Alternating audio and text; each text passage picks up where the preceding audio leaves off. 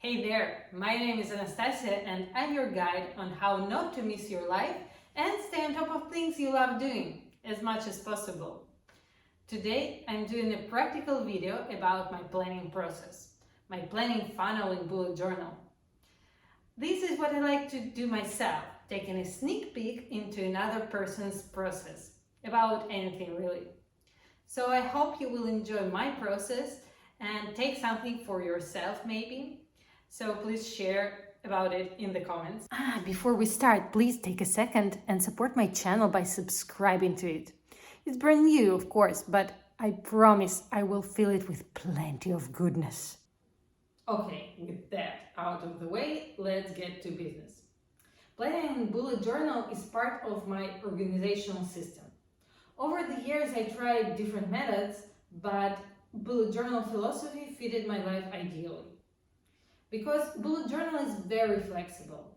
I adapt pages layout according to my needs, and I even switch between them according to level of busyness in my life right now, at a certain period of my life. And my bullet journal isn't structured at all. I do everything in one notebook.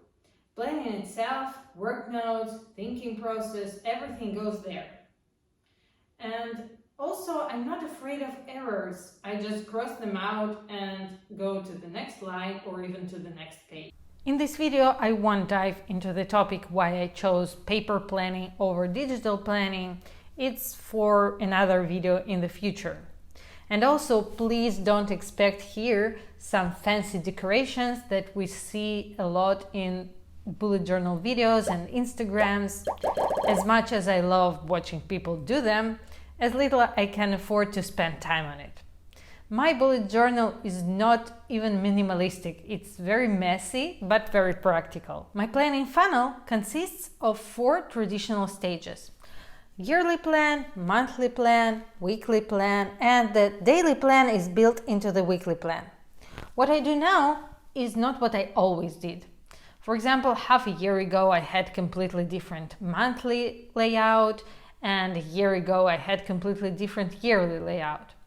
But let's see what I have for now and how I use it.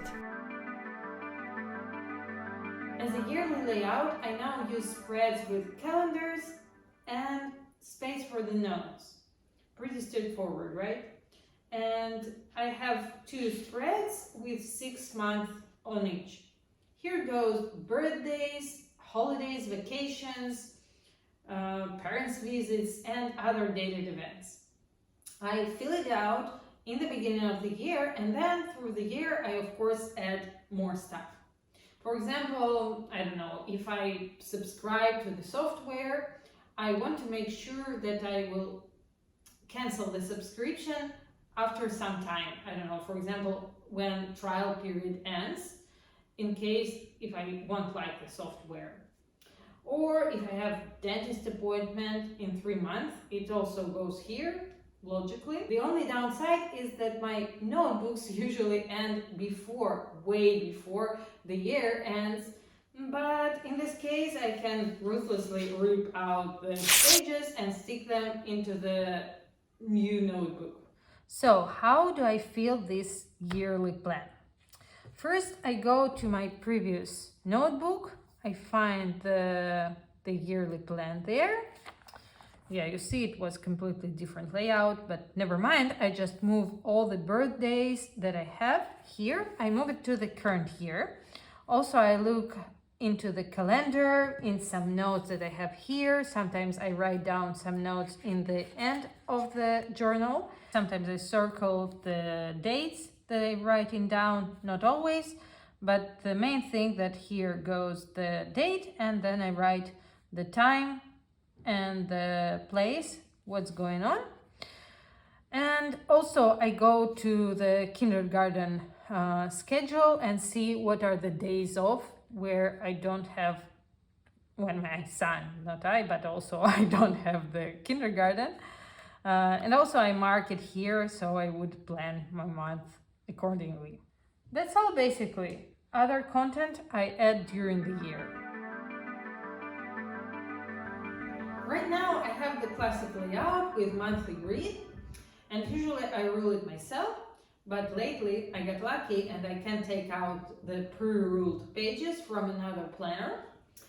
It's not ideal also because I need to change the order of the week. Like, I live now in Israel and here week starts from Sunday. Like, Sunday is the really first work day. So I need to change a bit. But usually I try not to use European, American planners, and I can't use Israeli ones also because they start they start here, they right to left, yeah, and like the week starts here, goes right to left also, of course. And I used to left to right writing. Like, I have mixture of languages in my notebook, but usually anyway I write left to right. And also it's very essential for me to have all the days of the week on one spread. Like, we're now skipped quickly to the week. And usually it's not the case in pre-ruled planners. For example, I got recently as a present this cute planner and I tried to use it, but I had to switch to my custom notebook anyway. How I fill out this spread? First of all, I go to the yearly plan. It's bookmarked here, and I just transfer everything that is written there. Okay, so now it's the May, so we're filling out the current month, and I just transfer the notes from here as I have them, all the dates written out here. I just write everything that I noted in my yearly plan. Then I go to the month before. In each month I have dedicated space for the next month. Wherever I have space, it is dedicated space. So also during this month, during the April, I wrote down what I have for the next month. As soon as something comes up, I just write it down. So again, I just transfer everything. Then I have such thing as recurring tasks. For example, paying bills and some other household stuff. And I mark them specifically with, I don't know, like highlighter or underline, so I could distinguish them from other tasks and appointments. So I just go again in the previous month and rewrite it here. And again, I check them, I underline them. So the next month, it will be easy for me to find it and not forget anything. And lastly, I go to my content plans. I have content plans in Notion. Sometimes I print them out. I have content plan for this YouTube channel and also for my design blog that I have on my website. And I just see when I have to post the video or the blog post, and I just write it to the date when it should be posted. So that's all for the month. First of all, I have a template for the week that I compile once in a while and then revise it every now and then. It contains time blocks for the projects that I'm moving forward in the current period. For example, now it's my channel, my Hebrew, some household stuff, and a bit of my design website. And so I put these blocks. It's not obligatory because I try to have mercy on myself, but I use it more as a guide that, okay, in this time of the day, I want to do specifically some YouTube stuff. At this time of the day, I want to do some household stuff, and so on and on. As I mentioned, now I have all the days of the week in one spread, and also I have dedicated space for the next week plans. By the way, the weekly spread is the one that is changing the most over the years. For example, when I had the times of depression, I used to not have weekly layout at all. I just could fit all my tasks in the weekly spread, if I even had some tasks. And also in the past, before I had a child, I used to have long to-do lists for each day. like I could fit, I don't know, like 1 or 2 days only in one page, so I physically couldn't fit all of it in one spread with 1 week. Don't worry, I didn't complete all the tasks that I had in this long to-do list. We'll talk about this in some other video. Anyway, usually I fill out the next week somewhere around Wednesday. It's Thursday in the countries that are not Israel. And by this time I usually reach out the space limit for the next week's tasks and errands. So I just turn over the page and fill out the next week. So how I fill out the spreads? Let's try to fill out the current one as we have a week starting. And so first thing that I do, I go to the previous week section for this current week. Here I have written out all the tasks and appointments that I have. So for example, I see that here I have the date, so I can transfer it the fastest, and I put it in the 10th. Okay, so this means that I go to the play date. Then I just fill out everything.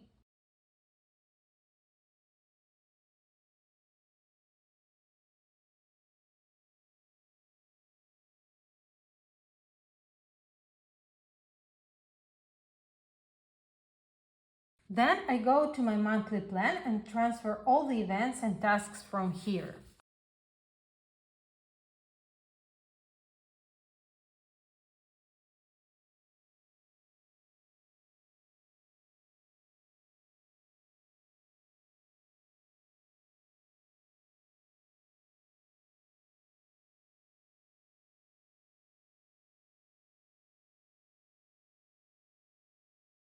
Then I go to my template to see what I can fit in to my week that is partly filled out.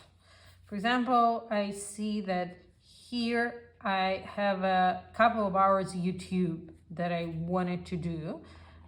So I see if I have here time. Okay, I have here time, so I mark two lines.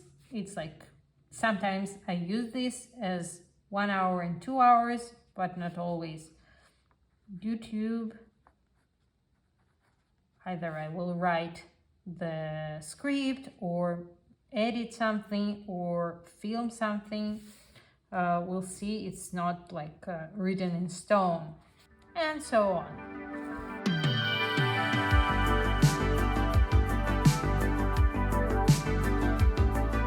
I go to my household plan. I have it printed out. We have 2 columns of the stuff that I share with my husband, and I just look at my column. Okay, this is the week that we're talking about, so I need to transfer what exactly I need to do in each day. Like I try to spend like 15-30 minutes on this, not more. This still feels so right. And the last thing that I do, I check my inbox just in case that I missed something actionable there, and I check my notes in my phone.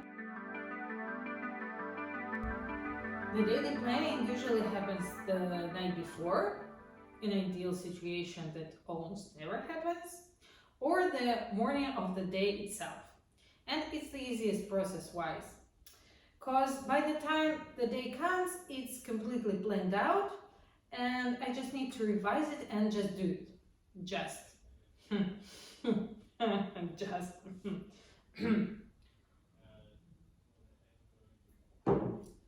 Of course, during the day, other tasks can come up, and depending on their urgency and the busyness of the day itself, I can fit it right in this day or find the place in the week, the less busy day, and write it there, because I just want to keep balance. So this was my complete planning funnel and bullet journal, from a yearly view to a single day.